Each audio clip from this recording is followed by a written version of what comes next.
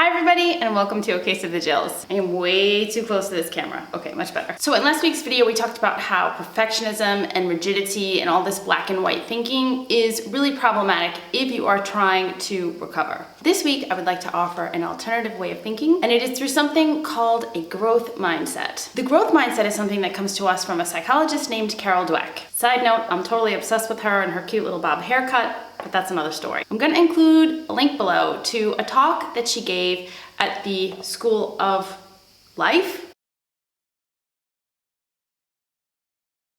What's really cool about this is that, as they usually say in psychology, research is me search. And for Dr. Dweck, she's no different. She talks about how when she was a little girl, she grew up with this idea that she had to be perfect all of the time. And this, eventually down the line informed her research on this topic. One of the most striking things about that talk that she gives at the School of Life is when she says that in order to maintain perfectionism, she noticed that she had to keep her life very small. And I really feel like this is a great place to start for us. So just to get started, let's define the difference between a fixed mindset and a growth mindset. And I'm just taking this right off the website. In a fixed mindset, people believe their basic qualities, like their intelligence or talent, are simply fixed traits. They spend their time documenting their intelligence or talent instead of developing them. They also believe that talent alone creates success without effort.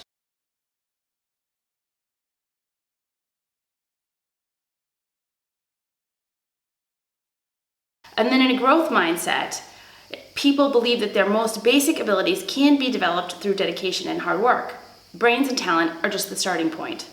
This view creates a love of learning and a resilience that is essential for a great accomplishment.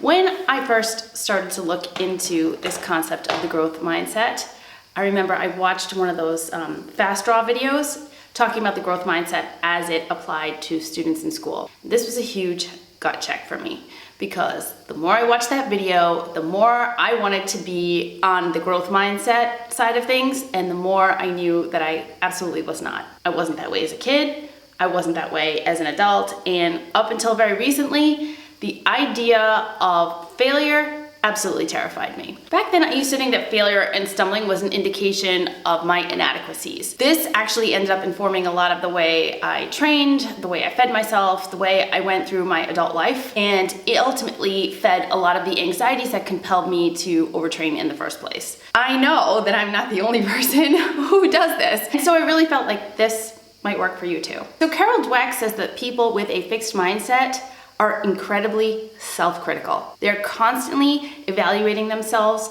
and comparing themselves to other people and other things. They believe that they're responsible for not only their success, but everyone else's. People in a fixed mindset will say things like, I don't want to let anyone down. I don't want to let myself down. They worry about what other people think of them. They fear judgment. In the case of an athlete, it can be judgment of a team. It can be judgment of training partners. It can be thinking about how you're going to perform at a race. Lots of people that I talk to with this fixed mindset see recovery as some type of personal failure. They believe that the fact that they overtrained or the fact that they got to a point where they can no longer continue because of the detriments to their health, they feel as though that is their fault and it means that something is wrong with them. People in a fixed mindset blame themselves for everything. People in a fixed mindset also believe that there's only one path to success. And when they have a little bit of success, they want to just keep going in that direction. We talked about this last week with the whole concept of perfectionism. It's really what happens when somebody did achieve some kind of success at the thing they were doing, and then they are incapable to think of what would happen if they were not able to either repeat that success or grow upon it. And this is how we do what Carol Dweck said, which is narrow down our world very small to be able to maintain that level. When a person sees their need to go through recovery, or their need to stop running, or their need to stop training as a personal failure, in that fixed mindset, this is the crossroads. If this is you, you will struggle in recovery. Faulting yourself will impede your progress because this will block you from gaining the wisdom that you need to grow and learn and change and put all that new information into action. This is where the pity party just rocks on all night. You will pick out everything you did wrong and you will wallow endlessly. You will get angry and you will feel cheated and you will probably rebel against all of that by trying to train harder. You will not accept the reality of your fragile health.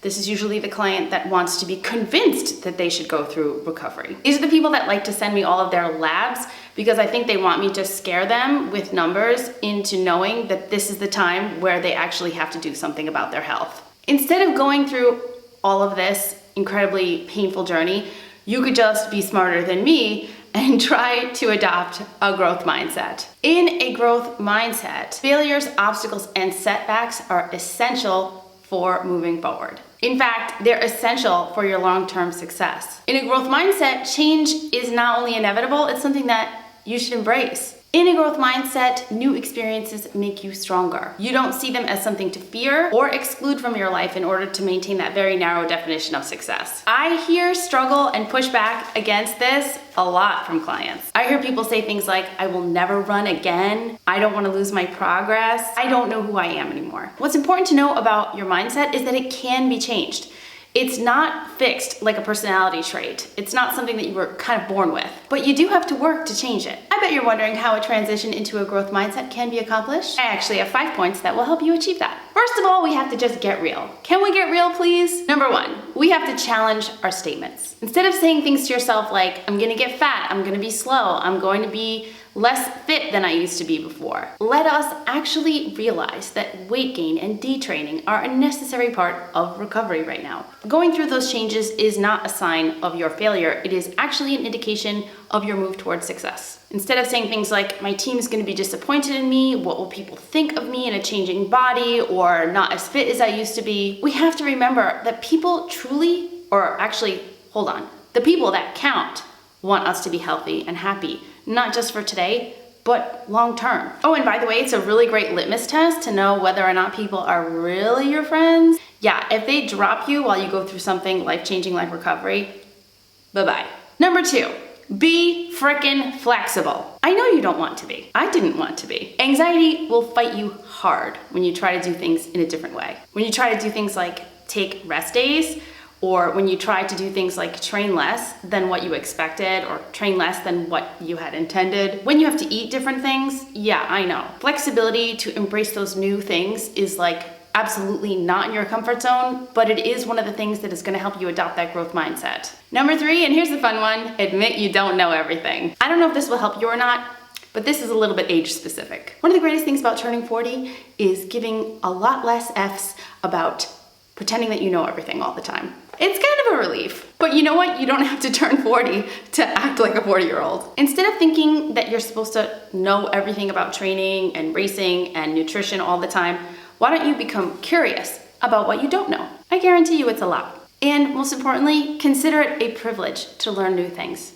Number 4, ask for help. Reaching out to a friend or family, training partners, healthcare practitioners, nutritionists, and hey, even me if you'd like to schedule a call. Showing that vulnerability and the willingness to grow and change is of course really important in attaining that growth mindset. And number 5, prove to yourself that you've actually learned something and that you are growing by putting into practice the things that you're learning. Take the rest day.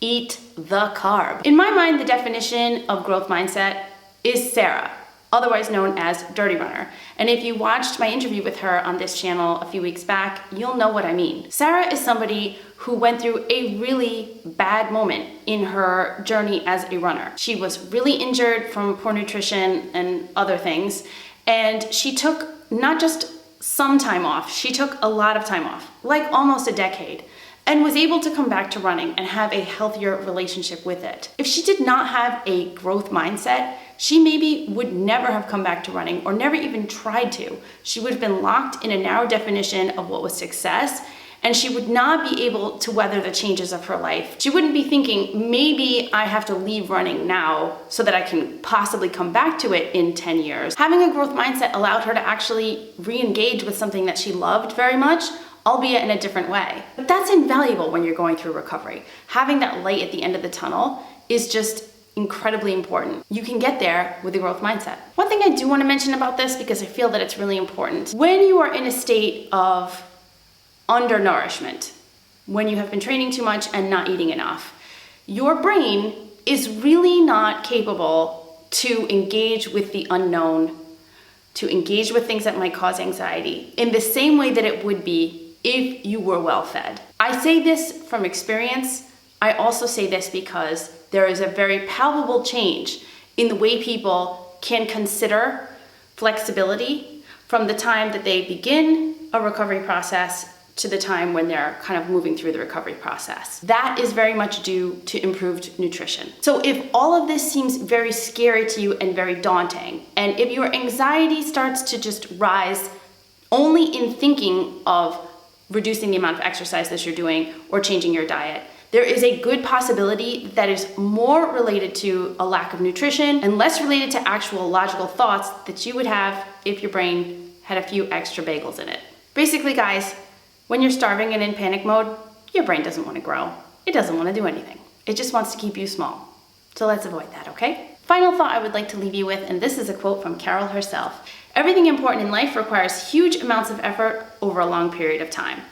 If effort makes you feel inadequate, incompetent, or insecure, you are at a huge disadvantage. So guys, let's just drop it, will we? Let's embrace our mistakes. Let's embrace learning, and let's move into a growth mindset. Right now, it's time for me to move into air conditioning. As always, I forget to say, please like this video and subscribe. I am so grateful for all of you who watch this channel and follow me on Instagram. Please go over to acaseofthejills.com if you would like to schedule a mentoring call with me. You can send me an email at acaseofthejills@gmail.com if you have any questions. I don't know about you, but this week I'm feeling slightly more hopeful. I'm really loving the VP pick, and I just feel like we're on a good path forward. Let's keep the momentum going. I'm trying to stay positive. I hope you are too. Please wear a mask. Please wash your hands. Please socially distance, but please stay kind to yourself and each other. Thank you so much for watching. I will see you again soon.